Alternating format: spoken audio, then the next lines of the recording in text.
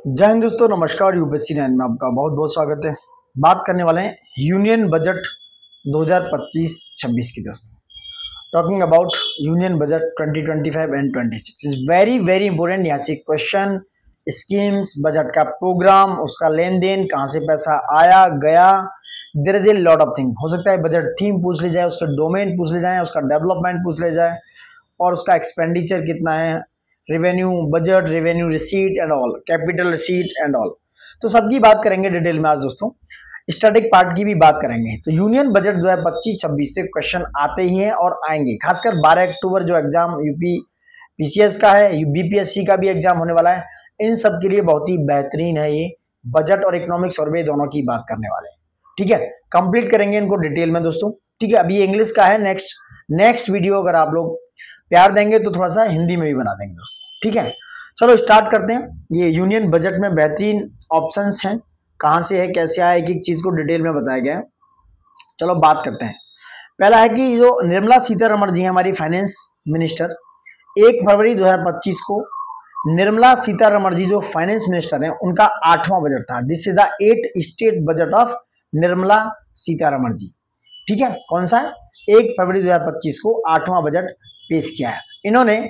C surpass the record of former prime minister that is called finance minister Morarji Desai. मतलब कहने का ये है कि इन्होंने मोरारजी देसाई का, उन्होंने भी करीब 7-8 बार बजट पेश किया, उनको सरपास किया है, यानी उनको पीछे छोड़ दिया। अब ये उनसे आगे निकल गई हैं, तो सबसे ज्यादा बजट पेश करने वाली फाइनेंस मिनिस्टर बन गई है निर्मला सीतारमण जी। ठीक है, नेक्स्ट बात करते हैं। We are talking about budget theme. क्या था? एक तेलुगु के ग्रेट पार्ट है जिसका एक प्ले है, उनका नाम है गुर्जदा अपाराओ। ठीक है, उनका एक, उन्होंने एक मतलब कोटेशन था, a country is not just is soil, a country is it's people. ये तेलुगु के एक पार्ट से लिया गया है, गुर्जदा अपाराओ कुछ करके है, ये प्ले है एक, उससे है। A country is not just is soil, a country is it's people. दोस्तों ये बजट का थीम था, याद रखना। ठीक है, एंड इसमें रियलाइजेशन था कि सबका विकास, दे आर टॉकिंग अबाउट सबका विकास, सबके विकास की बात की गई है। और सारे रीजन्स में बैलेंस करने के लिए, यानी कि सारे रीजन्स में ग्रोथ को बैलेंस करने के लिए, इंक्रीज करने के लिए, इनहेंसमेंट करने के लिए, स्टिमुलेट करने के लिए बात की गई है। They are talking about to realise सबका विकास, to stimulating balance growth of all region, यानी कि सारे रीजन्स में बात हुई है सबके विकास की। दूसरा क्या है? विकसित भारत की बात की है। और विकसित भारत के अंदर में क्या क्या इंक्लूडेड है? We are talking about number 1, zero poverty. Poverty को जीरो करने का इनका क्या है? विजन है, एम है। दूसरा, 100% गुड क्वालिटी स्कूल एजुकेशन। याद रखना ये पॉइंट्स, ये इनका विजन है 100%, यानी कि 100%। तीसरा, access to high quality affordable and comprehensive, क्या है? कॉम्प्रिहेंसिव हेल्थ केयर की बात हुई, यानी कि हाई क्वालिटी की, एफोर्डेबल यानी कि बहुत अच्छे, फीसदी कम पैसों में, और कॉम्प्रिहेंसिव हेल्थ केयर की बात हुई है। नेक्स्ट है 100% स्किल्ड लेबर, जिसके लिए मीनिंगफुल एम्प्लॉयमेंट प्रोवाइड किया जाएगा। नेक्स्ट बात करते हैं 70% वुमेन इन इकोनॉमिक एक्टिविटीज, यानी कि 70% महिलाओं को अलाइ करना है इकोनॉमिक एक्टिविटीज में। नेक्स्ट है आपका farmers making our country the food bucket of the world. Farmers की बात कर रहे हैं, उनके लिए बोलते हैं कि भाई फार्मर्स हमारी कंट्री के, हमारे देश के क्या है? फूड बकेट हैं, वर्ल्ड के फूड बकेट हैं। ये क्या है? खाद्यान्न की टोकरी है। इस तरह से बात की गई है बजट में। नेक्स्ट क्या है? कुछ 10 नए ब्रॉड एरिया है, वहां पर डेवलपमेंट की बात की गई है। जैसे सबसे ज्यादा फोकस वाले एरिया हैं वो है गरीब, यूथ, अन्नदाता और फार्मर, यानी कि नारी, सॉरी, गरीब, यूथ, अन्नदाता यानी कि किसान, और नारी, जिसे ज्ञान बोला गया। मैंने ज्ञान नाम रख दिया इसका, ज्ञान महाराज नाम रख दिया, ज्ञान से आप याद कर पाओगे। जी से गरीब हो गया, ई से यूथ हो गया, ए से अन्नदाता, एन से नारी, यानी कि ज्ञान पर ब्रॉड फोकस दिया गया है इस बजट में। ठीक है, अब उसके अंदर क्या है?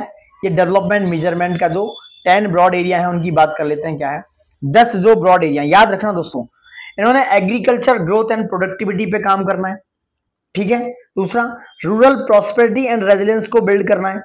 Taking everyone together on A inclusive growth path, यानी कि सभी को एक इंक्लूसिव ग्रोथ पाथ पर लेके आना है। मैन्युफैक्चरिंग को बूस्ट करना है और मेक इन इंडिया के तहत एक तैयारी करनी है कि भाई सारा जो है हमारा सेल्फ रिलायंट रहे, आत्मनिर्भर बनने की कोशिश करें। तो मेक इन इंडिया की तरफ जो भी मैन्युफैक्चरिंग हो, जो बूस्टिंग हो मैन्युफैक्चरिंग में, वो फर्दर मेक इन इंडिया में हो। एमएसएमई को सपोर्ट की बात हुई है। एम्प्लॉयमेंट लेड डेवलपमेंट होना चाहिए। Investing in people, economy and innovation में आप इन्वेस्ट करो। एनर्जी सप्लाई को सिक्योर करिए। Promoting export, because of export को प्रमोट करना हमारी प्रायोरिटी है। नर्चरिंग इनोवेशन, इनोवेशन को नर्चर करना हमारी प्रायोरिटी है। तो these are the 10 broad area which are focusing on गरीब, यूथ, अन्नदाता एंड नारी। Agriculture growth and productivity, rural prosperity, resilience, सबको साथ में लेकर इंक्लूसिव ग्रोथ पाथ, मैन्युफैक्चरिंग को बूस्ट करना, एमएसएमई का सपोर्ट, एम्प्लॉयमेंट लेड डेवलपमेंट करना, समझ रहे हैं, पीपल, इकोनॉमी एंड इनोवेशन में इन्वेस्ट करना, एनर्जी सप्लाई, ठीक है, प्रमोटिंग एक्सपोर्ट्स, नर्चरिंग इनोवेशन। तो ये सारे 10 पॉइंट्स हैं जिन पर ब्रॉड एरिया पे फोकस किया गया दोस्तों। नेक्स्ट बात करते हैं, for this journey of development, क्या है, for this journey of development 4 powerful engine कौन से हैं? Number 1 agriculture, number 2 MSME, number 3 investment, number 4 export. ये 4 पावरफुल इंजन है जिन्हें बोला गया AMIE, agriculture, MSME, investment and export दोस्तों, ठीक है। नेक्स्ट है जो 4 जर्नी के डेवलपमेंट है वो है द फ्यूल अवर रिफॉर्म्स होना चाहिए, अवर गाइडिंग स्पिरिट इंक्लूसिविटी, क्या है, इंक्लूसिविटी दोस्तों। और इसका जो डेस्टिनेशन है जहां पहुंचना है वो विकसित भारत, एक बहुत बड़ा ब्रॉड एरिया है जहां पे विकसित भारत डेवलप करना है। और इस बजट में 6 डोमेन्स पे क्या किया है, जो 6 डोमेन है उनको लेके आए, जहां एम कर रहे हैं, टारगेट कर रहे हैं इनिशिएटिव ट्रांसफॉर्मेटिव रिफॉर्म्स। कितने? 6 डोमेन्स में they are talking about, and this budget have been talking about and aims the 6 domain जहां पर ये ट्रांसफॉर्मेटिव रिफॉर्म्स की बात कर रहे हैं। कौन कौन से हैं देखो, नंबर 1 टैक्सेशन है, टैक्स लगाना, पावर सेक्टर है, urban development, mining, financial sector और रेगुलेटरी रिफॉर्म्स पे। दीज आर द 6 डोमेन जहां पर इन्होंने बात की है। अब हाईलाइट्स ऑफ बजट देख लो, देखो बड़ा कर लेते हो, थोड़ा अच्छा लगेगा। हाईलाइट्स ऑफ बजट देख लो भाई। देखो इस बार का जो एक्सपेंडिचर है, गवर्नमेंट का जो एस्टिमेटेड एक्सपेंडिचर है 50,65,345 है। कितना? 50,65,345 करोड़ है 2025-26 के लिए। पिछले साल से 2024-25 के रिवाइज एस्टिमेट से ये 7.4% ज्यादा है। याद रखना है मैं जो डेटा बता रहा हूं, ठीक है। और इस बार का जो इंटरेस्ट पेमेंट है वो करीब हमारे अकाउंट का जो टोटल एक्सपेंडिचर है उसका 25.2% है, यानी कि interest payment account for 25.2% of the total expenditure. और रेवेन्यू रिसीट कितनी है? रेवेन्यू रिसीट जो है वो है 37.32% ऑफ रेवेन्यू रिसीट, यानी कि 25.2% ये है टोटल एक्सपेंडिचर का इंटरेस्ट पेमेंट जो अकाउंट है, और 37.32% क्या है? रेवेन्यू रिसीट का। Got it? अब रिसीट्स की बात कर लेते हैं। अब रिसीट्स क्या होते हैं इन पर बात कर लेते हैं। The receipt other than borrowing, जो उधार लेते हैं उनको छोड़कर, इन 2025-26 यानी कि 25 एंड 26 आर एस्टिमेटेड, जो रिसीट है, रेवेन्यू रिसीट है उनकी बात कर रहा हूं, वो कितनी है एस्टिमेटेड? करीब है 34,96,409 करोड़। रेवेन्यू रिसीट जो है these are the 34,96,409 crore. It is about 11.1% higher than the revise estimate of 2024 and 25, यानी कि 2024-25 के बजट से जो रिवाइज एस्टिमेट था उससे 11.1% इस बार की रिसीट, रेवेन्यू रिसीट ज्यादा है, जो कितनी है? 34,96,409 करोड़। नेक्स्ट बात करते हैं, tax revenue which forms major part of the receipt is also expected to increase by 11%। जो रेवेन्यू रिसीट का मेजर पार्ट है वो होता है टैक्स रेवेन्यू, जहां से टैक्स से जो पैसा आता है वो सबसे बड़ा मेजर पार्ट है इन रसीद का। वो इस साल पिछले साल के कंपैरिजन में 11% तक इंक्रीज होने वाला है। कितना? 11% तक। नेक्स्ट बात करते हैं दोस्तों जीडीपी की। What is GDP? जीडीपी क्या? जीडीपी है government has estimated a nominal GDP growth rate. Nominal GDP growth rate की बात करें गवर्नमेंट, जो कितना है 10.1% इन 25-26 में, और जो 2024 फाइनेंशियल ईयर के एस्टिमेट से क्या है? ज्यादा उसके कंपेरिजन में। तो जो जीडीपी है, नॉमिनल जीडीपी ग्रोथ रेट है, वो 10.1% है 2025-26 के लिए, ठीक है। अब मैं नॉमिनल और रियल जीडीपी को एक बार डिफाइन कर देता हूं। कहां पर, स्टैटिक वाली पार्ट पे, वेट कर लो। अब बात करने वाले हैं दोस्तों जीडीपी की। देखो जीडीपी समझ लो एक मिनट में, जीडीपी क्या है, gross domestic product. GDP is the totally monetary value of all final goods and service produced with in a country. उसकी जो टेरिटरी ऑफ कंट्री है कहीं भी हो सकती है, with in A countries borders during a specific period, usually ये 1 year. यानी एक साल में जीडीपी के जो टोटल मॉनेटरी वैल्यू है, जितने भी फाइनल गुड्स और सर्विस हैं जो कंट्री के अंदर प्रोड्यूस हो रहे हैं, उस कंट्री के बॉर्डर के अंदर प्रोड्यूस हो रहे हैं, वो उसकी जीडीपी कहलाएगी दोस्तों। ये दो मेन वेज होते हैं इसके, कौन कौन से हैं, ठीक है। तो ये होती है दो टाइप से, नॉमिनल जीडीपी जिसकी बात करते हैं। देखो नॉमिनल जीडीपी जो होता है, जो अभी बात कर रहे थे, it is the value of all final goods and service produce in a country at current market price. जो करंट में मार्केट प्राइस चल रहा है उसके बेस पर निकाली जाती है नॉमिनल जीडीपी, और ड्यूरिंग ए गिवन ईयर, मानी कि उस साल में, जिस साल ये निकालना है, उस साल में जो सारे फाइनल गुड्स एंड सर्विसेज हैं जो प्रोड्यूस हुए हैं उस मार्केट प्राइस पे उस समय जो चल रहा है उसको कहेंगे नॉमिनल जीडीपी दोस्तों, ठीक है। ये क्या है, इट इंक्लूड्स, ये क्या इंक्लूड होता है, चेंज इन प्राइस, यानी कि इन्फ्लेशन और डिफ्लेशन दोनों। If price rise even if the quantity of goods does not change, price अगर राइज हो रहा है तो क्वांटिटी जो होगी गुड्स की वो चेंज नहीं होगी, ये नॉमिनल जीडीपी इंक्रीज हो जाएगी। क्या होगा, नॉमिनल जीडीपी इंक्रीज, तो ये होगी नॉमिनल जीडीपी इंक्रीज हो जाएगी। ये फॉर्मूला है nominal GDP, price of current price and quality of जो करंट ईयर की जो क्वांटिटीज हैं। नेक्स्ट बात करते हैं रियल जीडीपी आते हैं आप।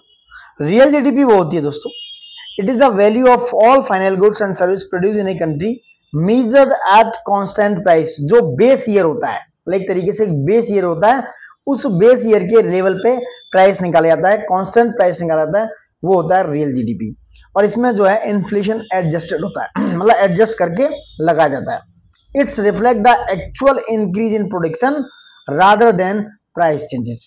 ये एक्चुअल प्रोडक्शन जो इंक्रीज हो रहा है वो दिखाती है, रिफ्लेक्ट करती है, प्राइस के चेंज के सिवा ये एक्चुअल जो है जो इंक्रीज हो रहा है प्रोडक्शन में वो रिफ्लेक्ट करती है दोस्तों, ठीक है। ये हो गया आपकी रियल जीडीपी, गॉट इट, ठीक है। तो रियल जीडीपी क्या है, ये है price at the base price and जो क्वांटिटीज हैं वो क्या है, जो करंट में है आपका, उसकी बात होती है, जो क्वांटिटी डेवलप हो रही है, क्वांटिटी प्रोड्यूस हो रही है, ठीक।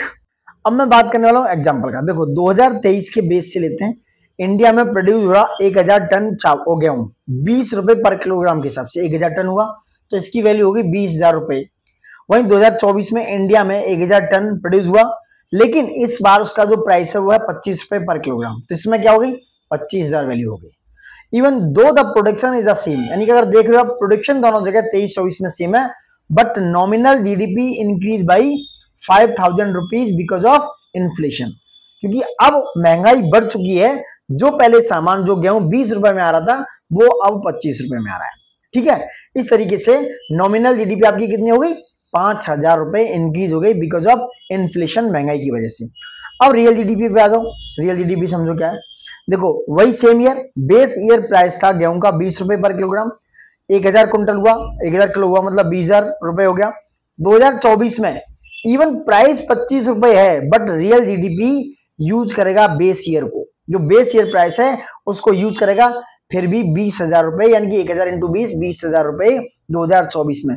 प्राइस बढ़ने के बाद भी रियल जीडीपी रिमेन्स अनचेंज, वो बिल्कुल भी चेंज नहीं आएगा, क्योंकि वो बेस ईयर से प्राइस को मेजर करते हैं, because actual production did not grow. अगर यहां पर प्रोडक्शन 1100 हो जाता तो क्या होता, प्राइस बढ़ जाता, फिर 22,000 कितना जो भी होता है, 11 दूनी 22 और 11 दूनी 22, यानी कि 24,000 कुछ रुपए हो जाता। इस तरीके से 2,200 रुपए बढ़ जाता तो रियल जीडीपी बढ़ जाता। आई होप आप समझ रहे हैं। नेक्स्ट बात करते हैं। अब देखो थोड़ा एक बार नॉमिनल जीडीपी और रियल जीडीपी का फीचर बता देते हैं। प्राइस लेवल क्या है, ये प्राइस लेवल यूज करेगा करंट ईयर प्राइस को, वहीं बेस ईयर जो होगा वो कांस्टेंट प्राइस होगा इसमें रियल जीडीपी में, यानी कि जो प्राइस लेवल है नॉमिनल जीडीपी में करंट ईयर के प्राइस को यूज किया जाएगा, रियल जीडीपी में बेस ईयर के प्राइस को, जो कांस्टेंट प्राइस है उसको। इन्फ्लेशन का क्या इफेक्ट है इसमें, इन्फ्लेशन नॉमिनल जीडीपी में इंक्लूड्स होगा, इन्फ्लेशन और डिफ्लेशन, लेकिन रियल जीडीपी में इन्फ्लेशन और डिफ्लेशन एक्सक्लूड होगा, इसमें कोई भी ऐड नहीं होगा। इकोनॉमिक ग्रोथ की बात करें, ये ओवर एस्टिमेट होगा ग्रोथ इफ प्राइस राइज, लेकिन यहाँ पे क्या है, ये ट्रू ग्रोथ दिखाएगा आउटपुट की। इसका यूज क्या है, good for comparing GDP in A given year but good for comparing GDP across year. ये इसलिए यूज होती है नॉमिनल और real GDP. I hope got it. एक क्वेश्चन आता है जीडीपी डिफ्लेटर क्या है, यानी कि बोनस। जब दोनों इकोनॉमी को कंपेयर करते हैं, यानी कि जीडीपी डिफ्लेटर होता है nominal GDP upon real GDP upon into 100। तो इसमें क्या होता है, जीडीपी डिफ्लेटर निकल के आ जाता है। ये जो है GDP deflator, how much of GDP growth is due to price change. ये कहता है कि जीडीपी ग्रोथ में कितना इंक्रीज हुआ है, क्या दिखाता है, ये प्राइस चेंज की वजह से। क्योंकि ये प्राइस चेंज की वजह से जीडीपी ग्रोथ को जीडीपी डिफ्लेटर क्या करता है, शो करता है। तो ये नॉमिनल जीडीपी को रियल जीडीपी से डिवाइड करके 100 का मल्टीपल कर देते हैं, तो आपको जीडीपी डिफ्लेटर पता चलता है। ठीक है, गॉट इट। अब बैक टू द अपने क्वेश्चन पे आते हैं, बैक टू द अपने टॉपिक पे। अब बात करते हैं डेफिसिट की। देखो इंपोर्टेंट क्वेश्चन से मैं बता रहा हूँ एक एक चीज को, थ्योरीज को साथ में बताने की कोशिश करी जा रही है। लाइक शेयर सब्सक्राइब ज्यादा से ज्यादा कीजिए दोस्तों, अपने दोस्तों तक पहुंचाइए। कंटेंट आपका बेहतर है, आप यहाँ से अगर कंटेंट अच्छे से पढ़ते हैं एक एक चीज को, तो एग्जाम में बिल्कुल भी मिस नहीं होगा। चलो back to the point. Revenue deficit जो है 2025-26 के लिए टारगेट किया गया 1% ऑफ 1.5% ऑफ जीडीपी। कितना, 1.5% ऑफ जीडीपी रेवेन्यू डेफिसिट को 2025-26 के लिए टारगेट किया गया। ये पिछले जो 2024-25 का रिवाइज एस्टिमेट था उससे कम है। 2024-25 में रिवाइज एस्टिमेट था 1.9%। ठीक है, और फिस्कल डिफिसिट ये था revenue deficit, that is called RD, मैं इसको भी बताऊंगा। और अब बात करते हैं फिस्कल डिफिसिट जो 2025-26 के लिए रखा गया है, वो टारगेट है 4.5% ऑफ जीडीपी। याद रखना कितना है, 4.4% ऑफ जीडीपी का दोस्तों। यानी कि जो फिस्कल डिफिसिट है दैट इज कॉल्ड एफडी, वो जीडीपी का 4.4% रखा गया है। और जो जीडीपी 2024-25 में था वो 4.8 रखा गया था। 2025-26 में जो फिस्कल डेफिसिट है वो 4.4 है, यानी कि 0.4% कम है दोस्तों। अब बात करते हैं डेब्ट की। डेब्ट क्या है, central government is trying to aims reduce the liabilities to around 50+1% यानी कि जो सेंट्रल गवर्नमेंट है अपनी लायबिलिटीज को, अपने डेब्ट को 50+-1% पे लाने का मार्च 2031 तक पूरा भरपूर फोकस कर रही है, पूरा एम कर रही है, गोल कर रही है। यानी इनका कहना है कि मार्च 2031 तक अपनी जो लायबिलिटीज हैं, डेब्ट है, उन्हें 50+-1% कर लेंगे। जो 2025-26 में डेब्ट है वो जीडीपी का 56.1% है। 2025-26 में it is the outstanding liabilities are estimated to be 56.1% of the GDP. जो कितनी है, डेब्ट 56.1% है जीडीपी का। ठीक है, नेक्स्ट बात करते हैं क्या है। अब बात करते हैं यहाँ पे, देखो we are talking about fiscal deficit दोस्तों, जल्दी जल्दी देखते हैं। The excess of total expenditure over total receipt, यानी मैं जिसमें से बोरोइंग को एक्सक्लूड कर दो, इनको हटा दो, तो आपका निकल आएगा फिस्कल डेफिसिट। यानी कि टोटल एक्सपेंडिचर जो होता है जिसमें रेवेन्यू और कैपिटल रिसीट शामिल हैं, उनमें से उनके ऊपर में तो टोटल रिसीट ज्यादा होगा। यानी कि टोटल एक्सपेंडिचर से रेवेन्यू रिसीट प्लस नॉन डेब्ट कैपिटल रिसीट को घटा दिया जाए तो फिस्कल डेफिसिट निकल आएगा। क्या निकल आएगा, फिस्कल डेफिसिट। ठीक है, how much money the government need to borrow to meet its expenses, ये होता है आपका फिस्कल डेफिसिट। फिस्कल डेफिसिट का फॉर्मूला समझो क्या है, ये फिस्कल डेफिसिट होता है दोस्तों टोटल एक्सपेंडिचर, एक मिनट, टोटल एक्सपेंडिचर जो खर्चा हो रहा है उसमें से रेवेन्यू रिसीट एंड नॉन डेब्ट कैपिटल रिसीट घटा दो तो आपका फिस्कल डेफिसिट निकल आएगा। जैसे मान लो गवर्नमेंट को 100 लाख रुपए स्पेंड करना है और उसको 70 लाख रुपए कमाने हैं बोरोइंग को हटाकर दोस्तों, तो उसका फिस्कल डेफिसिट आ गया 30 लाख रुपए। गवर्नमेंट को करीब 100 लाख रुपए खर्च करना है और उससे सिर्फ कमाई है 70 लाख की, तो फिस्कल डेफिसिट आया 30 लाख रुपए गवर्नमेंट का हो जाएगा दोस्तों। अब बात करते हैं रेवेन्यू डेफिसिट की। क्या है, excess of revenue expenditure over revenue receipt, ये हो गया आपका रेवेन्यू डेफिसिट। ये दिखाता है कि गवर्नमेंट कितनी रेगुलर इनकम कर रही है और जो इनकम है is not enough to cover its regular expenses, इसलिए वो हो गया रेवेन्यू डेफिसिट। रेवेन्यू डेफिसिट ये है कि रेवेन्यू एक्सपेंडिचर से जो खर्चे हैं उसमें से जो रेवेन्यू रिसीट है जो गवर्नमेंट कमा रही है, जो टैक्स है वगैरह उनसे, उसमें से एक्सपेंडिचर से रेवेन्यू रिसीट घटा दिया जाएगा तो रेवेन्यू डेफिसिट निकल के आएगा। क्या कहने, आरडी निकल के आएगा। जैसे एग्जांपल समझो, अगर गवर्नमेंट को करने 50 लाख रुपए अर्न, किससे अर्न करने, टैक्सेस से, ये हो गया आपकी रेवेन्यू रिसीट।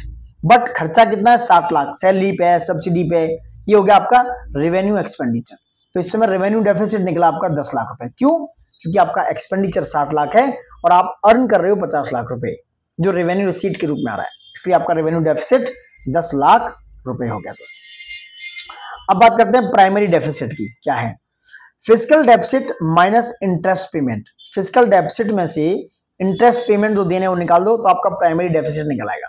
ये गवर्नमेंट की borrowing excluding the burden of past loan से ये दिखाता है। प्राइमरी डेफिसिट यानी कि ये फिस्कल डेफिसिट में से इंटरेस्ट पेमेंट घटा दो तो आपका प्राइमरी डेफिसिट निकल आएगा। जैसे मान लो आपका फिस्कल डेफिसिट है 50 लाख रुपए, इंटरेस्ट पेमेंट देनी है आपको 20 लाख रुपए, प्राइमरी डेफिसिट आ गया आपका 30 लाख रुपए। समझ रहे हैं? अब आते हैं बजट डेफिसिट पे, समझो क्या है, ट्रेडिशनल्स होता है। Total expenditure minus total receipt, इनमें से बोरोइंग इंक्लूडिंग है, जो आप बोरो करते हो, उधार करते हो, वो शामिल है। इंडिया में this term is no longer official, ये यूज नहीं होता है, इसलिए बजट डेफिसिट को थोड़ा सा इग्नोर कर दो आप। नेक्स्ट बात करते हैं इफेक्टिव रेवेन्यू डेफिसिट की बात हो रही है। क्या है ये इफेक्टिव रेवेन्यू डेफिसिट, क्या है? नेक्स्ट बात करते हैं इसकी। Revenue deficit minus grants given to state या union territories for capital assets, ये है आपका इफेक्टिव रेवेन्यू डेफिसिट। ये 2012 से यूज हो रहा है इंडिया में। ये दिखाता है कि how much revenue expenditure is purely unproductive, ये उसकी अनप्रोडक्टिविटी को शो करता है। इफेक्टिव रेवेन्यू डेफिसिट होता है revenue deficit minus grants for capital assets. मान लो आपका रेवेन्यू डेफिसिट है 20 lakh and grants to states for building schools वगैरह के लिए 5 लाख, तो आपका इफेक्टिव रेवेन्यू डेफिसिट हो गया 15 लाख रुपीज। ठीक है, टेबल समझो। रेवेन्यू डेफिसिट क्या है?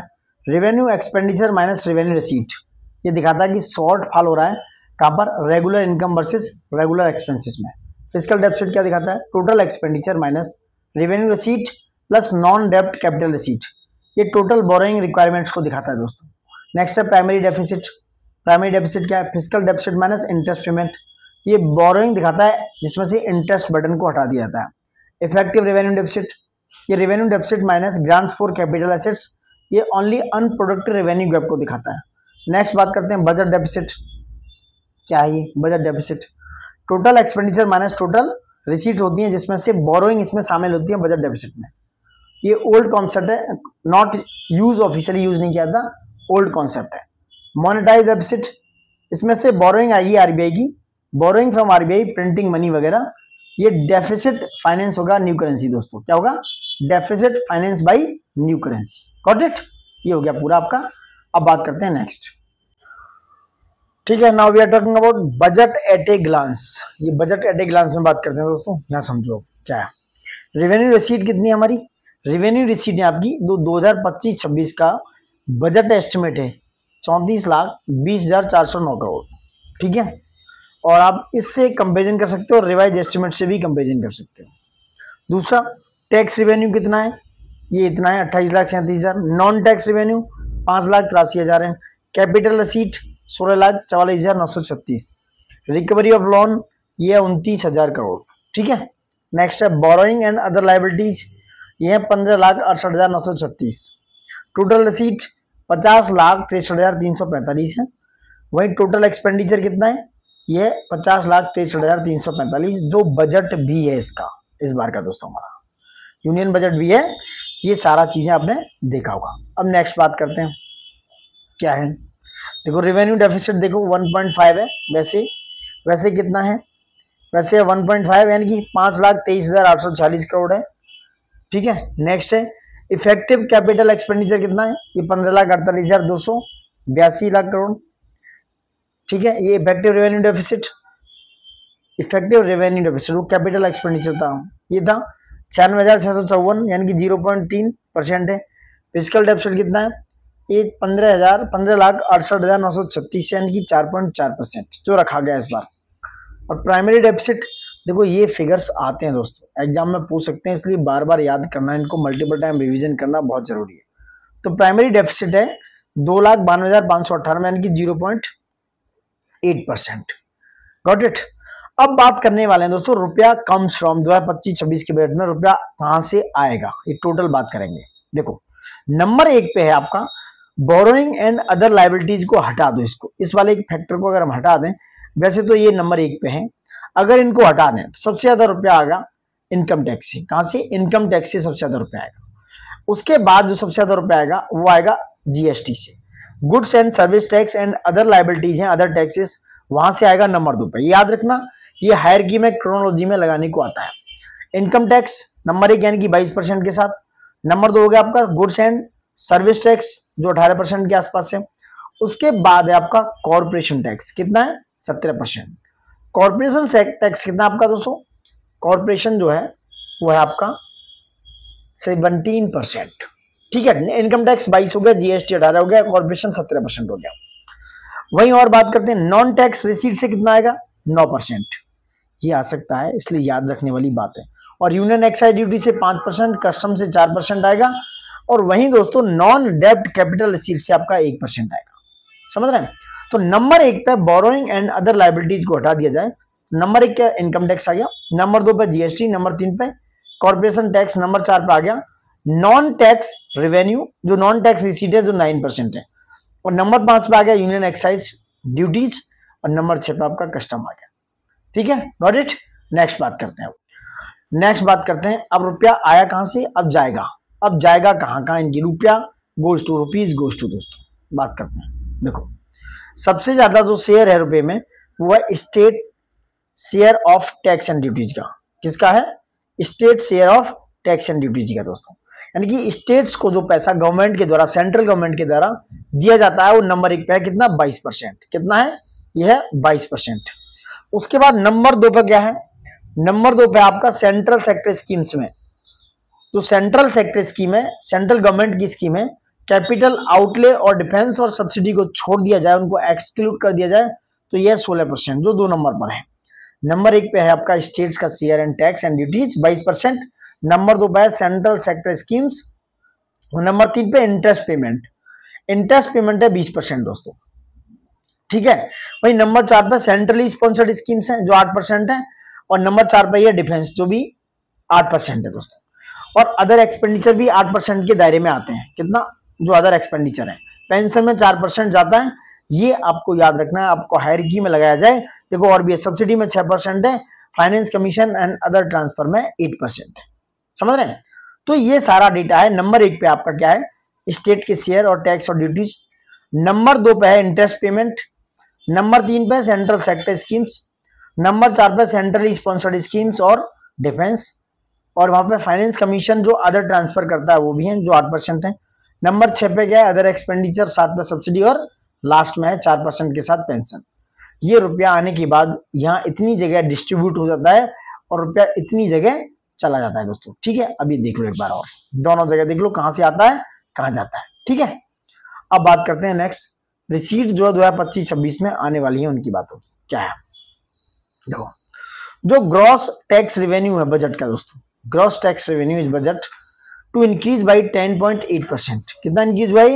10.8% इन 2025-26। जो रिवाइज एस्टिमेट था उससे ये करीब 10.8% जो ग्रॉस टैक्स रेवेन्यू है वो क्या हुआ है?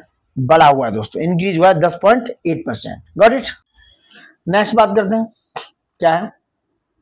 This is greater than the estimate growth in nominal GDP of 10.1% in 2025 and 26। Next बात करते हैं कॉर्पोरेशन जो टैक्स है एंड इनकम टैक्स जो 2025-26 के लिए, it is expected to grow over the revise estimate by about 10.4%। जो कॉर्पोरेशन टैक्स है वो करीब कितना ग्रो करेगा रिवाइज एस्टिमेट से? 10.4%। वही बात करें जो इनकम टैक्स है वो कितना करेगा दोस्तों? वो करेगा 14.4%। ग्रो करने वाला है किससे? रिवाइज एस्टिमेट है जो 2024-25 का, उससे। जो अभी 2025-26 के लिए है वो कितना है? कॉर्पोरेशन टैक्स 10.4 और वहीं रिवाइज जो इनकम टैक्स है वो 14.4% इंक्रीज करने वाला है दोस्तों। Got it. ठीक है, जैसे जीएसटी रेवेन्यू है दोस्तों 2025-26 के लिए वो करीब 10.9% इंक्रीज होने वाला है। जो एस्टिमेट रिवाइज एस्टिमेट है 2024-25 का उससे कितना है? 10.9% इंक्रीज होने वाला है। नेक्स्ट बात करते हैं जो डिवोल्यूशन ऑफ स्टेट्स है, यानी कि जो स्टेट्स को पैसा डिवाइड होने वाला है उसकी बात हो रही है। From central tax revenue is estimated कितना है? It is to be 14,22,444 crore rupees. यह 14,22,444 करोड़ 2025 में। 2025-26 में ये जो स्टेट्स हैं उनके लिए डिवोल्यूशन, उसके लिए पैसा दिया जाएगा कहां से? सेंटर टैक्स रेवेन्यू से। कितना? 14,22,444 करोड़ रुपए, जो पिछले रिवाइज एस्टिमेट से, जो 2025-24-25 का है, मैं रिवाइज एस्टिमेट बोल रहा हूं तो आप ये समझिए 2024-25 है, और अभी का जो बजट है वो बोल रहा हूं वो 2025-26 है। तो पिछले जो रिवाइज एस्टिमेट से 10.5% इंक्रीज है दोस्तों, पहले से मतलब ज्यादा है 10.5%। वहीं डिवोल्यूशन जो होगा 2024-25 में वो करीब हुआ था कितना? 39,674 करोड़ था, जो इनिशियल बजट एस्टिमेट से इतना था। उसकी ज्यादा ध्यान रखने की जरूरत नहीं है, फिलहाल इतना रखो कि ये 10.5% ज्यादा है।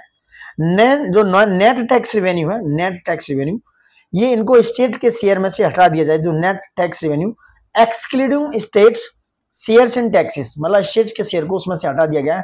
तो नेट टैक्स रेवेन्यू का जो एस्टिमेटेड है वह 28,37,409 करोड़ रुपए इस साल, यानी कि 25-26 के बजट में, जो 11% ज्यादा है रिवाइज एस्टिमेट से। ठीक है, कितना ज्यादा? 11%। वहीं कैपिटल रिसीट की बात करते हैं, तो कैपिटल रिसीट दोस्तों जिसमें से बोरोइंग को हटा दिया गया है, एक्सक्लूड कर दिया गया है, तो वो कितनी है? 76,000 करोड़ रुपए कैपिटल रिसीट्स टारगेटेड है, जो रिवाइज एस्टिमेट 2024-25 से 28.8% ज्यादा है। ठीक है, कितनी? 28.8% ज्यादा है दोस्तों। नेक्स्ट बात करते हैं इनडायरेक्ट टैक्स की बात करते हैं। जो इनडायरेक्ट टैक्स का कलेक्शन है वो करीब 17,35,100 करोड़ रुपए है 2025-26 में। कितना है? 17,35,100 करोड़ रुपए। और of this government is estimated to raise कितना? जीएसटी से वो रेज कर रहे हैं 11,78,000 करोड़ फ्रॉम जीएसटी। और out of the total GST revenue ये है कितना? जो जीएसटी से रिवेन्यू आएगा वो है 11,78,000, तो टोटल जीएसटी रिवेन्यू है उसमें से। And now 86% is expected to come from CGST. करीब 86% इसमें से किसमें से आएगा? सेंट्रल जीएसटी से। दो जीएसटी होते हैं, स्टेट और सेंट्रल का। ठीक है, और कितना ये 86% है, करीब 11,78,000 का 10,10,10,10,890 करोड़ रुपए। ठीक है, और जो 14% बचा 86 में से, वो जीएसटी कंपनसेशन, जो कंपनसेशन जीएसटी का कंपनसेशन सेस है वो दिया जाएगा सेंटर के द्वारा। वो कितना है? 14% है, और 1,67,110 करोड़ रुपए। समझ रहे हैं आप? अब बात करते हैं फाइनेंस मिनिस्टर निर्मला सीतारमण जी, क्या नाम है? निर्मला सीतारमण जी। इन्होंने यूनियन बजट प्रेजेंट किया। ठीक है, because they want to elegant dressed in sari, calibrated India's rich culture heritage and all. The sari add-on with intricate Madhubani artwork was a thoughtful gift from the Padam Shri awardee दुलारा देवी। क्या नाम है? दुलारी देवी। तो इन्होंने Padma Shri awardee है दुलारी देवी, उनको ये सब आर्ट वर्क और ये सब गिफ्ट किया इन्होंने। किसने? फाइनेंस मिनिस्टर सीतारमण जी ने। नेक्स्ट बात करते हैं कॉर्पोरेशन टैक्स पे आते हैं दोस्तों, निगम कर। इसका जो कलेक्शन है from tax on companies is expected to increase 10.4%। ये इस बार इस साल के लिए बजट 2025-26 के लिए 10.4% इंक्रीज हुआ है। और जो इनकम टैक्स है वो करीब 14.4% इंक्रीज हुआ है, जो रिवाइज एस्टिमेट था। ठीक है, नेक्स्ट बात करते हैं ट्रांसफर टू स्टेट्स की बात हो रही है। ये जो है 2025-26 के लिए 25,59,764 करोड़ रुपए, जो करीब 12.5% इंक्रीज है सेंट्रल गवर्नमेंट का जो ट्रांसफर करने वाली है। डेफिसिट की बात हो चुकी है हमारी पहले भी। रेवेन्यू डेफिसिट को टारगेट किया है 1.5% ऑफ जीडीपी। ठीक है, जो रिवाइज एस्टिमेट में था ये 1.9% ऑफ जीडीपी। फिजिकल डेफिसिट की बात करें 4.4% था जीडीपी का, जो रिवाइज एस्टिमेट में 4.8% था। ठीक है, वहीं लोअर फिजिकल डेफिसिट था अकाउंट में 11.1%। ठीक है, इस तरीके से है। GDP growth estimate, nominal GDP estimated to grow at a rate of 10.1% in 2025-26। ठीक है, तो जीडीपी का जो ग्रोथ एस्टिमेशन है वो रखा गया कि जो नॉमिनल जीडीपी दोस्तों वो 10.1% 2025-26 के लिए ग्रो करेगी। एस्टिमेटेड है उसका 10.1% के हिसाब से। ठीक है, नेक्स्ट बात करते हैं। अब देखो बहुत इंपॉर्टेंट है एक्सपेंडिचर जो है मिनिस्ट्री के द्वारा। कौन कौन सी मिनिस्ट्री है 25-26 में जो मिनिस्ट्री पे खर्चा एक्सपेंडिचर होने वाला उनकी बात हो रही है। 13 मिनिस्ट्रीज हैं। ठीक है, उनमें करीब 53% जो है account of for the 53% of the estimated total expenditure the ministry of defence as the highest allocation. तो 13 मिनिस्ट्री हैं जो टॉप की, जिनमें एलोकेशन किया गया करीब 53%, जो बजट एस्टिमेट का है टोटल एक्सपेंडिचर का 53% पैसा 13 मिनिस्ट्रीज में क्या किया गया, खर्च कर दिया गया दोस्तों। सबसे ज्यादा मिनिस्ट्री ऑफ डिफेंस को मिला है, कितना मिला है, इनका हाईएस्ट एलोकेशन है अब तक का 2025-26 में 6,81,210 करोड़ रुपए। याद रखना, जो देखा जाए तो टोटल बजट एक्सपेंडिचर का कितना परसेंट बैठेगा, करीब 13.4%। ठीक है, it is accounting for 13.4% of the total budget expenditure of the central government. ठीक है, क्या है, सेंट्रल गवर्नमेंट।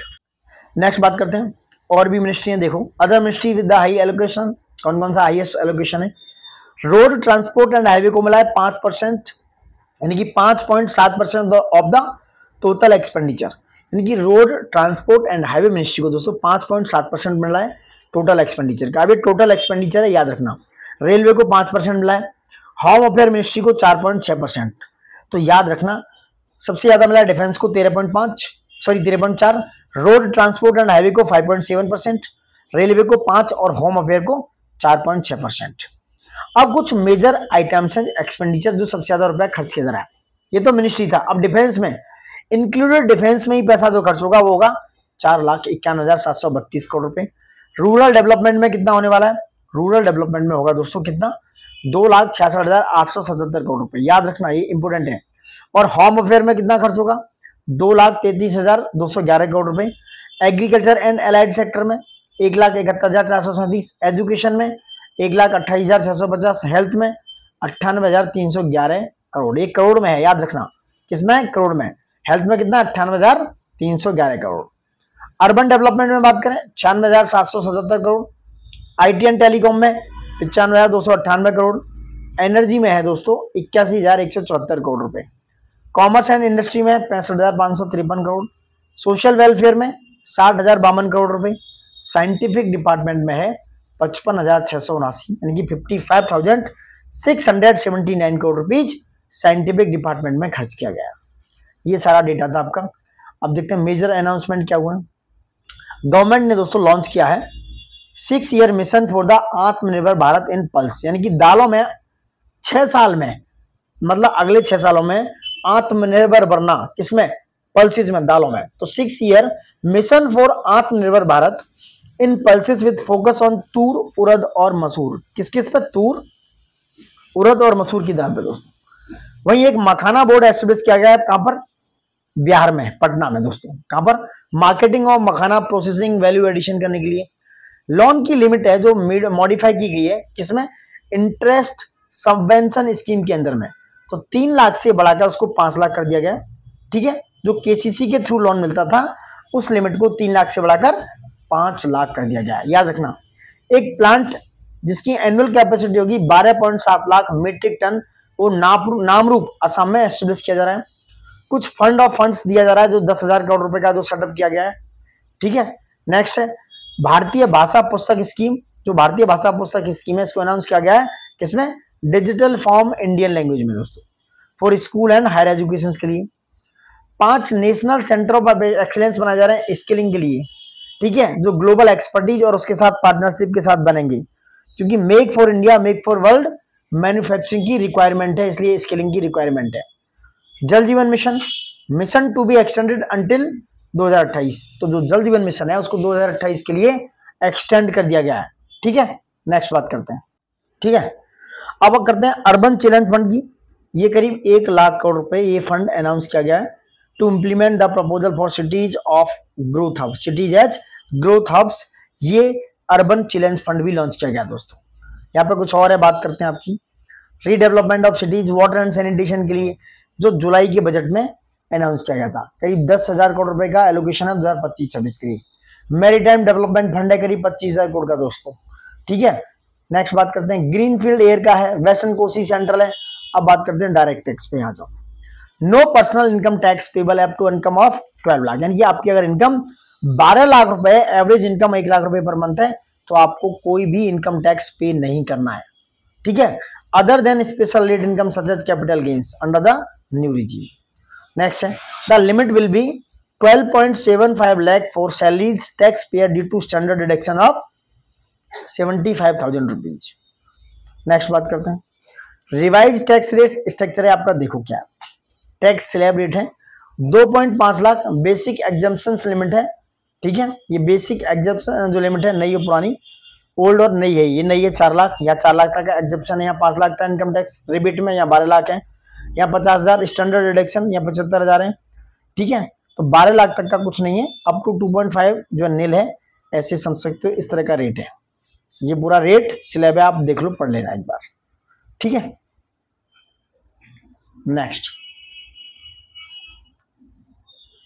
नेक्स्ट बात करते हैं।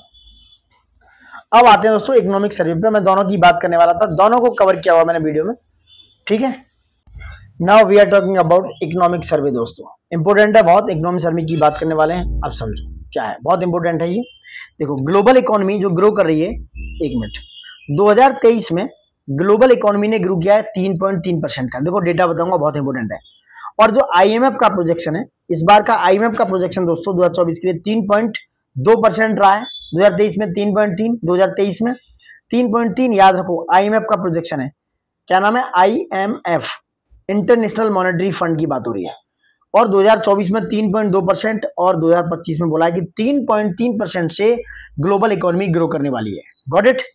इंडिया ने एक्सपेक्टेड है ग्रोथ इंडिया का 2025 के लिए शायद 6.4%। ठीक है दोस्तों, तो इंडिया का जो ग्रोथ रेट है, देखो बहुत इंपॉर्टेंट डेटा है, इनकी बात करने वाले हैं। इंडिया का जो ग्रोथ रेट है, मैंने ऊपर बताया आपको, ये बताया मैंने ग्लोबल इकोनॉमी का। अब ये इंडिया का ग्रोथ रेट है, इंडिया की बात हो रही है।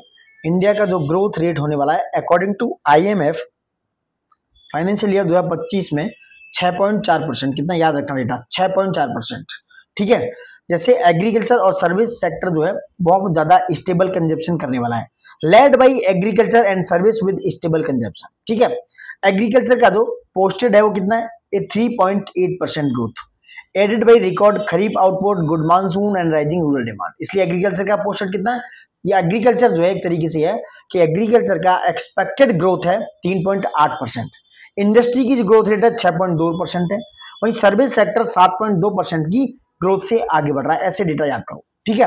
एग्रीकल्चर 3.8, इंडस्ट्री का हो गया 6.2, 6.2, और सर्विस सेक्टर हो गया आपका 7.2%। एंड सर्विस सेक्टर में फाइनेंशियल सर्विस है, आईटी है, public administration etcetera. India merchandise import, जो इंपोर्ट है ये बढ़कर दोस्तों 5.2% हो गया। कितना? अप्रैल दिसंबर 2024 का आंकड़ा है। It is rose by 5.2% year on year. ठीक है। नेक्स्ट बात करने वाला है क्या है, ठीक है। तो मर्चेंडाइज इंपोर्ट आपका 5.2%, जो आपका जो है लीड कर रहा है ट्रेड डेफिसिट को वाइड कराने की बढ़ा रहा है। It is leading to widen trade deficit as export lagged, क्योंकि एक्सपोर्ट हमारा पिछड़ रहा है, लैग्ड बिहाइंड हो रहा है दोस्तों। वही रेमिटेंस की बात करें, रेमिटेंस जो है from abroad remained strong, reinforcing India status as largest recipient. India जो है अभी तक लार्जेस्ट रेसिपेंट ग्लोबली बना हुआ है। जो करंट अकाउंट डेफिसिट है वो 1.2% है जीडीपी का, जो Q2 है, क्वार्टर जो है क्वार्टरली होता है फाइनेंशियल ईयर 25 के लिए। ठीक है। ये सर्विस एंड रेमिटेंस जो है इसको सपोर्ट कर रहा है। रिटेल इन्फ्लेशन कितना है? वो 4.9% है। ठीक है, अप्रैल दिसंबर 2024 के लिए। एंड ए डिक्लाइन फ्रॉम 5.5%, 4%, जो 2024 में फाइनेंशियल ईयर में 5.4% था। क्या? रिटेल इन्फ्लेशन, जो इस समय अप्रैल से दिसंबर 2024 में यानी कि 2025 के आंकड़े में ये 4.9% हो गया है। And staying near the RBI upper tolerance limit. कहां पर? ये आरबीआई की अपर जो टोलरेंस लिमिट है उस पर ये स्टे किया हुआ है। फूड इन्फ्लेशन कितना है? बढ़कर 8.4% हो गया। जो खाद्य महंगाई है दोस्तों, खाद्य पदार्थ महंगाई है वो 8.4% बढ़ चुकी है, क्योंकि सप्लाई इशू की वजह से, सप्लाई चेन इशू है। ठीक है। और इरेटिक जो वेदर प्रॉब्लम्स हैं, जो क्लाइमेट है, और इम्पैक्ट कर रहे हैं वेजिटेबल को, पल्सेस को, इसलिए जो है फूड इन्फ्लेशन बढ़ चुका है। समझ रहे हैं? ये सारी चीजें मैटर करती हैं। कोर इन्फ्लेशन की बात करूं, कोर इन्फ्लेशन में दोस्तों फूड एंड फ्यूल को हटा दिया जाता है, नहीं इसको एक्सक्लूड कर दिया जाता है। कोर इन्फ्लेशन में फूड एंड फ्यूल और ये शामिल नहीं होते हैं। कोर इन्फ्लेशन ये गिर चुका है, रिफ्लेक्टिंग इजी इनपुट्स कॉस्ट को दिखा रहा है। गवर्नमेंट की स्पेंडिंग ये स्ट्रॉन्ग ग्रोथ को दिखाती है कैपिटल एक्सपेंडिचर में, खासकर इंफ्रास्ट्रक्चर में, डिफेंस में और ट्रांसपोर्ट में। वहीं जीटीआर की बात करें, this is gross tax revenue, ये क्या है? ये 10.7% ईयर ऑन ईयर बढ़ा हुआ है। ठीक है, जीएसटी कलेक्शन के बाद, यानी कि जो इसका जीएसटी कलेक्शन है उसके हिसाब से। ठीक है। नेक्स्ट बात करते हैं, दिसंबर 2024 में सीआरआर कितना था? ये रिड्यूस हुआ है 4.5 से 4% तक, यानी कि जो कैश रिजर्व रेशियो है वो 4.5% था, वो 4% पे आ गया। ठीक है, क्यों? इंजेक्टिंग 1.16 लाख करोड़ रुपीज यानी कि $13.39 बिलियन को बैंकिंग सेक्टर में, बैंकिंग सिस्टम में इंजेक्ट किया, इन्फ्यूज किया हुआ दोस्तों। नेक्स्ट बात करते हैं, ओवरऑल बैंक क्रेडिट कितना है? इसकी ग्रोथ है मॉडरेट 7.7% दिसंबर 2024 में, जो 11.8% थी नवंबर 2023 में। अब सेक्टोरल क्रेडिट ग्रोथ देखो नवंबर 2024 के हिसाब से क्या है। एग्रीकल्चर में 5.1% ईयर ऑन ईयर, इंडस्ट्री में 4.4, एमएसएमई में 13% है, लार्ज एंटरप्राइज में 6.1% है, सर्विस में 5.9 और पर्सनल लोन्स में 8.8%। Now we are talking about gross NPA ratio decline to 2.6% in September 2024, it is the lowest in 12 years. And net NPA ratio क्या है? ये 0.6% ड्रॉप कर गया, यानी कि नेट एनपीए टोटली वो गिरकर यानी कि ड्रॉप किया कितना? 0.6%। और जो ग्रोस एनपीए है वो डिक्लाइन कर गया 2.6% इन सितंबर 2024 में, और लास्ट 12 साल में सबसे लोएस्ट है। इस तरह भी क्वेश्चन पूछे जा सकते हैं। Got it? ठीक है, now we are talking about CRAR, यानी कि capital to risk weighted asset ratio की बात कर रहे हैं। ये इंप्रूव होकर कितना हो गया? 16.7%, यानी कि जो capital to risk weighted asset ratio है इंप्रूव हो गया दोस्तों 16.7%, जो एक्सीडिंग है रेगुलेटरी स्टैंडर्ड का। ठीक है, नेक्स्ट बात करने वाले हैं। ठीक है, तो ये आरबीआई का जो फाइनेंशियल इंक्लूजन इंडेक्स है दोस्तों वो इंप्रूव कर गया है कितना? 53.9% था जो 2021 में, अब 2024 में हो गया 64.2%, यानी कि आरबीआई का फाइनेंशियल इंक्लूजन इंडेक्स 53.9 2021 में था, जो 64.2% हो गया, 64.2 हो गया परसेंट, ये एक इंडेक्स है। वही कंज्यूमर जो क्रेडिट्स है वो कितना बढ़ गया है? जो 18.3% था बैंक क्रेडिट का फाइनेंशियल ईयर 2014 में, वो 32.4%। ये 32.4% कंज्यूमर का क्रेडिट है, जो 2014 में 18.3% था और 2024 में 32.4% हो गया। एक एक आंकड़े को बड़ी बारीकी से सींचा गया है, प्लीज मिस मत करना, लाइक शेयर सब्सक्राइब कर देना। ठीक है, एंड बैंक का जो क्रेडिट शेयर है in total financial declined from 77% जो था फाइनेंशियल ईयर 11 में, वो 22 में हो गया 58%। कितना? 58%। As NBFC and bond market gained ground दोस्तों। इंडिया का ग्लोबली रैंक फर्स्ट आ गया किसमें? आईपीओ लिस्टिंग में। इंडिया की रैंक आईपीओ लिस्टिंग में फाइनेंशियल ईयर 2024 में कितना है? Rank first. The number of IPO कितने बढ़े? 32.1%। जो 2023 में आईपीओ 196 थे और 2024 में हो गए 259, 259। ये क्वेश्चन आ सकता है। ठीक है, आईपीओ ने कितना फंड रेज किया? ट्रिपल टाइम, करीब 53,023 करोड़ रुपए, जो कहां पर था? आईपीओ के द्वारा नियरली ट्रिपल टाइम, करीब 53,023 करोड़ रुपए था, अब हो गया 1,53,987 करोड़ रुपए। ये आईपीओ के द्वारा फंड रेज किया गया। ठीक है, वहीं साइबर अटैक की जो रिपोर्ट है सर्ट इन के अनुसार, जो 11.6 लाख था 2020 में, वो 14 लाख हुई 2021 में, और 2022 में कितना है? 13.9 लाख, 13.9 लाख का आंकड़ा है दोस्तों। नेक्स्ट बात करते हैं, रिटेल इन्फ्लेशन डिक्रीज होकर कितना पहुंचा है? 4.9% हो गया है फाइनेंशियल ईयर 25 में टिल दिसंबर तक, जो फाइनेंशियल ईयर 24 में 5.4% था। We are talking about retail inflation. इसमें पॉलिसी मेजर्स को थैंक्स देने वाली बात है। वही बात करते हैं कोर सर्विस इन्फ्लेशन की, ये करीब 0.9% ईयर ऑन ईयर गिर चुकी हैं। क्यों? इंडिकेटिंग ईजिंग कॉस्ट प्रेशर को दिखाती हैं। वैसे बात करते हैं सीपीआई इन्फ्लेशन की, ये करीब 4.7 से लेकर 4.8% तक प्रोजेक्टेड है फाइनेंशियल ईयर 25 के लिए। ठीक है, स्टेबल कमोडिटी प्राइस को शो करती है। नेक्स्ट बात करते हैं नॉर्मल मानसून को शो करती है, ये एज्यूम करती है सीपीआई, क्या नाम है? CPI inflation. आरबीआई का जो प्रोजेक्शन है करीब फाइनेंशियल ईयर 26 के लिए वो है 4.2%। ठीक है, and it is expected 5.1% fall in commodity. ठीक है, जो 2025 के प्राइस पर है, और 2026 में 1.7% को इन्होंने क्या किया? प्रोजेक्शन करने की बात की है। नेक्स्ट बात करते हैं, आरबीआई का जो फाइनेंशियल ईयर 2026 का इन्फ्लेशन है ये सपोर्ट कर रहा है, इन सबकी टारगेट की बात हो रही है। टोटल एक्सपोर्ट्स की बात करें, जो गुड्स एंड सर्विस हैं वो करीब 6% बढ़े हैं ठीक है, जिनका अगर देखा जाए तो 52.2 लाख करोड़ रुपए था, करीब 602.6 billion dollar in the first 9 month of financial year 2025 दोस्तों। इंपोर्ट्स बढ़कर कितना हो गया 6.9%, जो 59.1 लाख करोड़ था, करीब 682.2 बिलियन डॉलर। ठीक है, स्टेबल डोमेस्टिक डिमांड को दिखाता है ये। ठीक है, हायर ट्रेड डेफिसिट है करीब 6.88 लाख करोड़, करीब 79.5 बिलियन डॉलर का अप्रैल दिसंबर 2024 तक। सर्विस एक्सपोर्ट बढ़कर 11.6% बढ़ा है।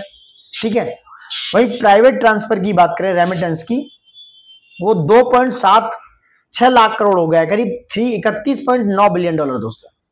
कौन से सेकेंड क्वार्टर में जो फाइनेंशियल ईयर 2025 का है, और जो क्वार्टर फाइनेंशियल ईयर 2024 का था उसमें था 28.1 बिलियन डॉलर, यानी करीब 2.43 लाख करोड़ रुपए, और जो 2025 के सेकंड क्वार्टर में पहुंच गया 2.76 लाख करोड़।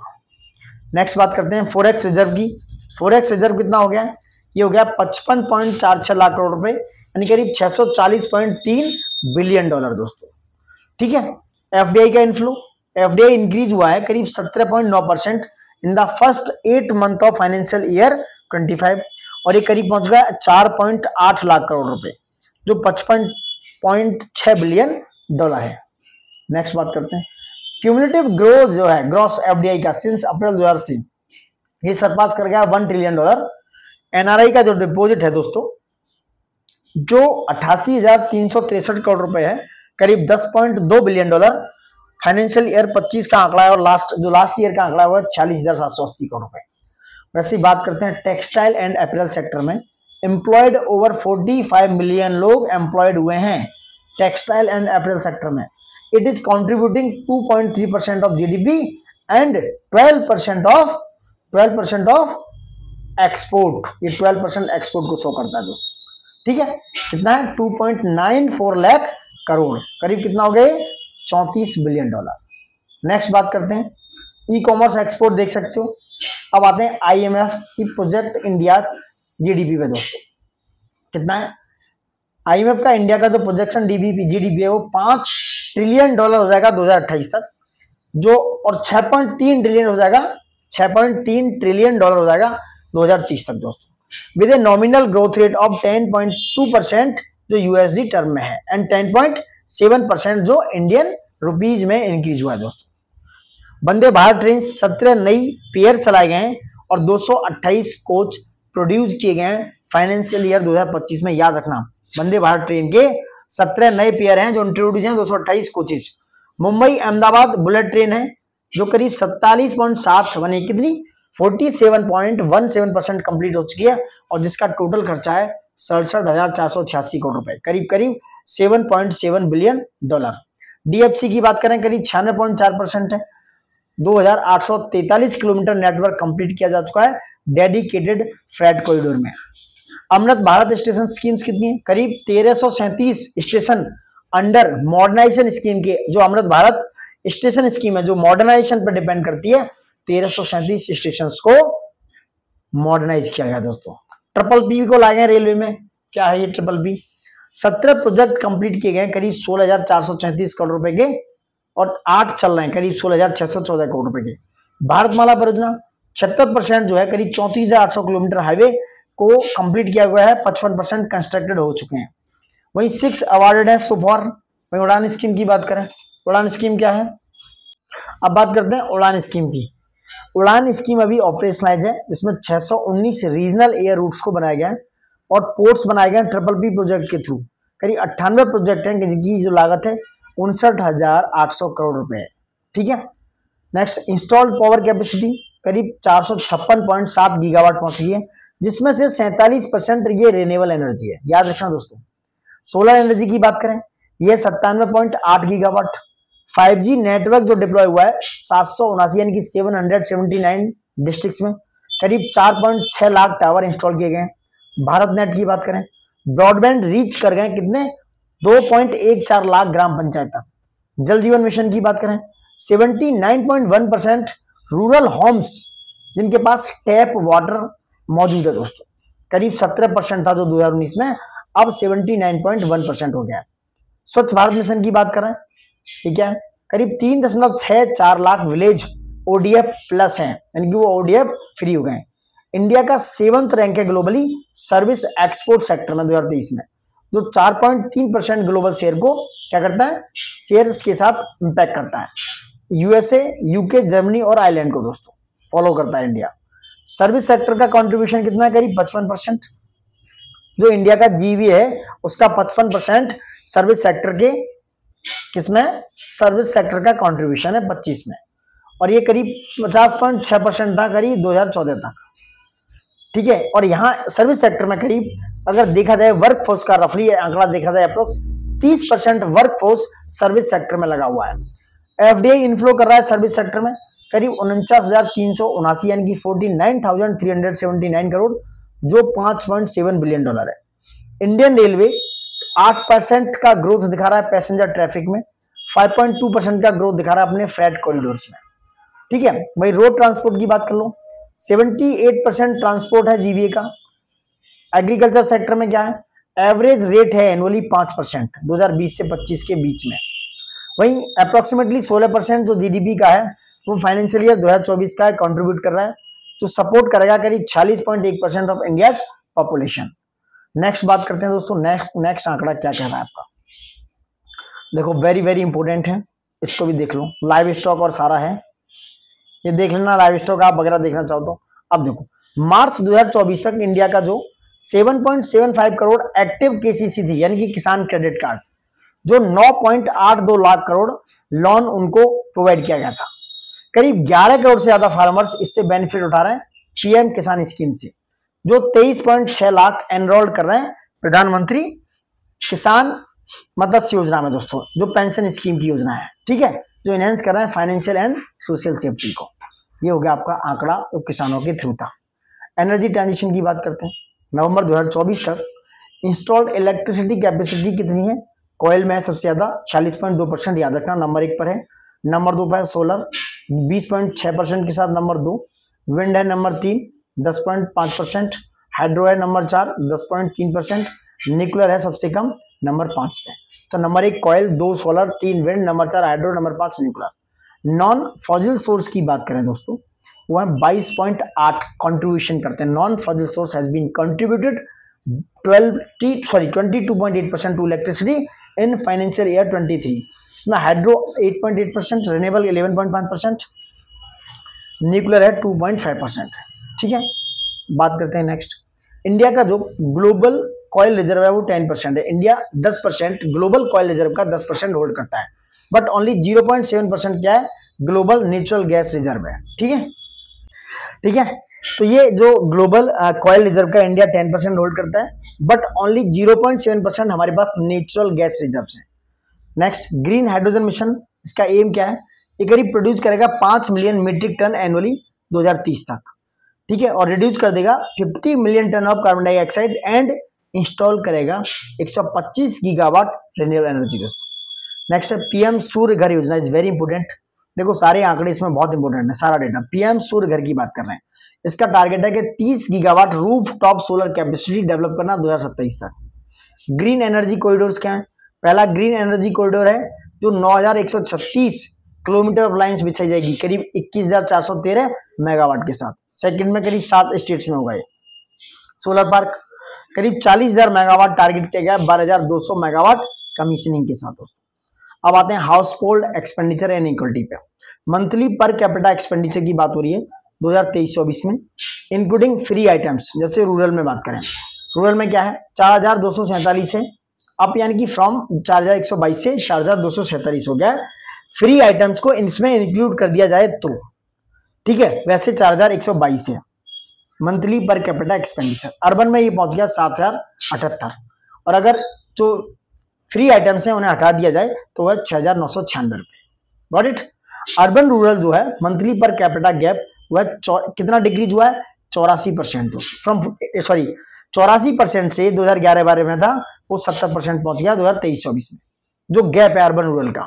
ठीक है, ये क्या दिखाता है, ये रिड्यूस करता है इनइक्वलिटी को, यानी कि असमानता को कम करता है। गिनी कोफिशिएंट की बात करें, इज वेरी इंपोर्टेंट, ये डिक्लाइन कर गया है।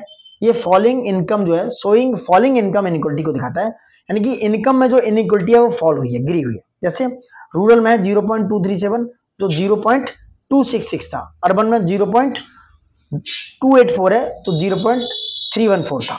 वहीं अनएम्प्लॉयमेंट की बात करें, अनएम्प्लॉयमेंट दोस्तों 2023-24 में था 3.2%, ये रिफ्लेक्ट करता है लेबर मार्केट इंप्रूवमेंट को।